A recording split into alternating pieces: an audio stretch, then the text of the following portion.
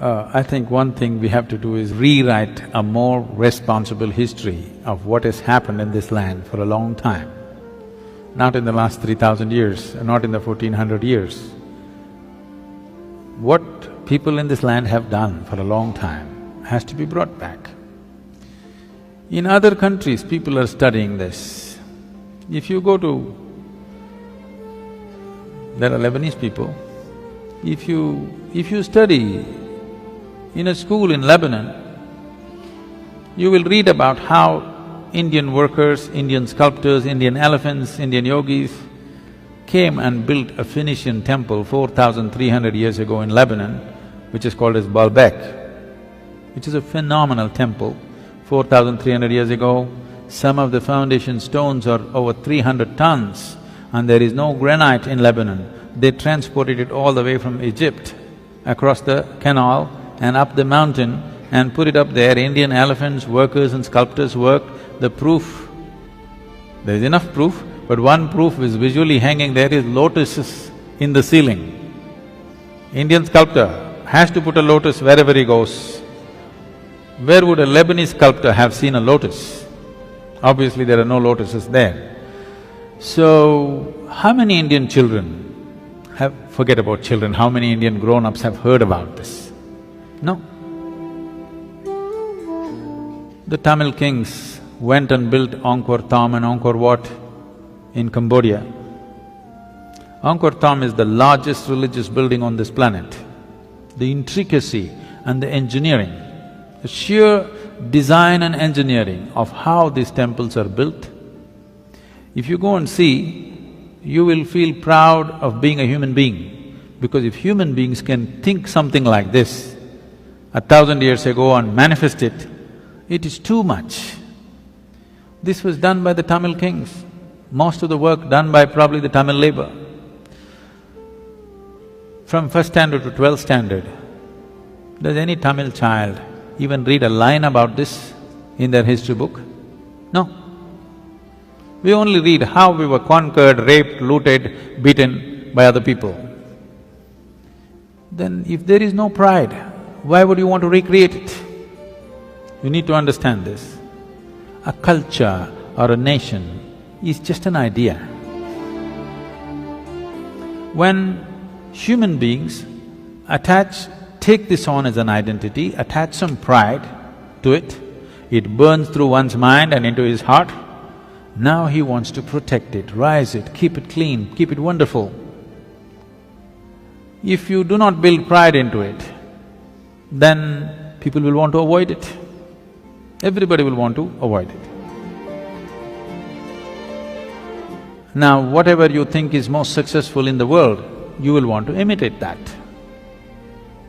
Today, our idea of success has become purely economic, not aesthetic, it is not intelligence that we value, it is not wisdom that we value, it is not beauty or aesthetics that we value, it is not spiritual attainments that we value.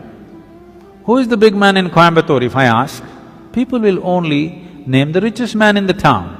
They will not name the wisest man in town, the most beautiful man in town, most meditative man in town. No, the richest man in town is the biggest man.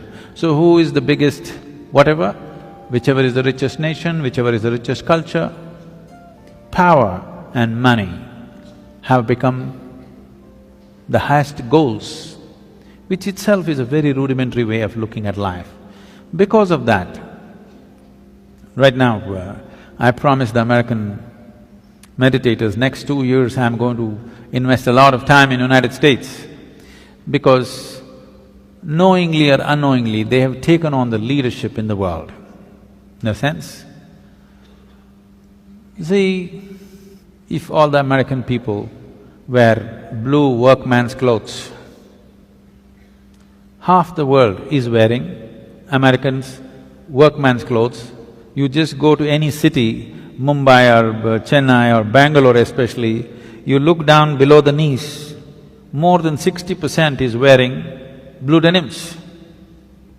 When we have the most intricate weaves, there are over 120 weaves in the country which are unique and many of them are dying, no other culture on the planet has the variety of weaves that India has. All of them will die. Chinese silk is going to kill it unless all of you ladies make at least 20% of your wardrobe into handmade Indian weaves. They will all vanish in the next 10, 15 years.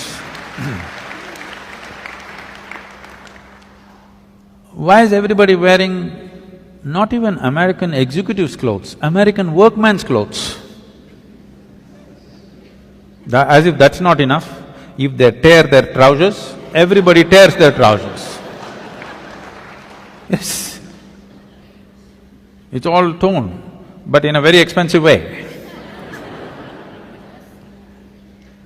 Now, if Americans put carbon dioxide in a bottle and drink it, even a kindergarten child knows human body needs oxygen, not carbon dioxide. But because America drinks carbon dioxide and says this is the real thing, more than half the world drinks carbonated water today. If you go to one of the remote villages here, there may be people, not in this area maybe, but anywhere else if you go, they might not have heard the word yoga, but they know what is Coca-Cola. Okay? So, I thought if Americans tear their trousers, everybody tears, Americans wear their pants down in their seat, everybody does the same thing, Americans drink carbon dioxide, everybody does that. So I thought if we can get America to meditate,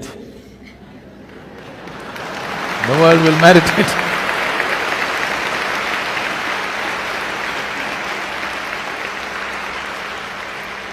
So, we're doing a little bit of a big push in the next 2 years in the United States. We want America to meditate.